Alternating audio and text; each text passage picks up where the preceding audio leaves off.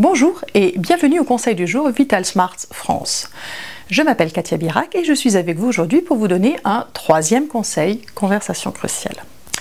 Alors souvenez-vous, dans les deux premières vidéos, je vous ai dit qu'il fallait se préparer avant d'ouvrir la bouche.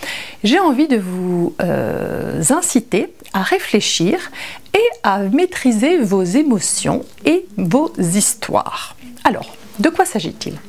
En fait, on se rend compte que trop souvent nous restons sur des idées fixes, sur des interprétations, des jugements que nous faisons et nous allons trop vite avec ces interprétations, nous démarrons nos conversations avec ces interprétations.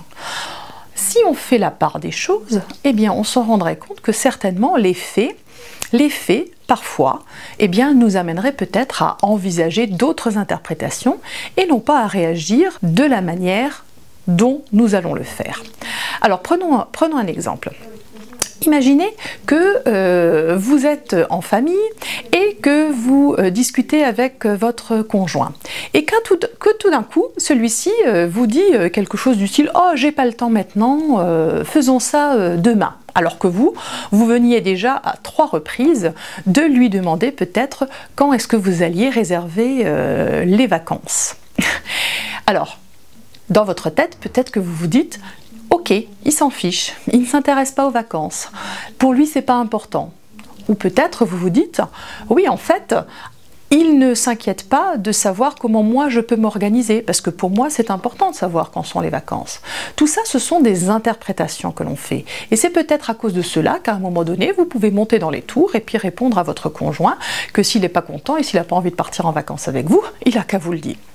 En fait, le fait, c'est quoi dans cet exemple? Le fait, c'est que simplement votre conjoint, à 3 reprises, n'a pas donné suite à votre demande.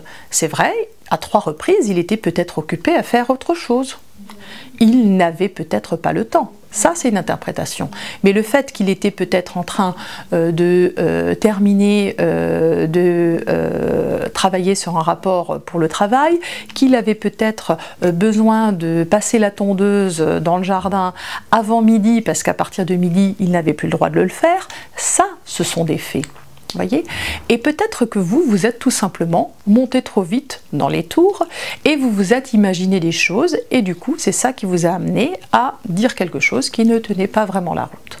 Voilà, donc en fait réfléchissez-y avant d'ouvrir la bouche, essayez de faire le tri dans votre tête entre les faits et les histoires et faites fi de toutes ces interprétations, de tous ces jugements hâtifs, car si vous démarrez par là, vous risquez trop souvent, malheureusement, de faire en sorte que la conversation ne se passe pas de la meilleure manière possible.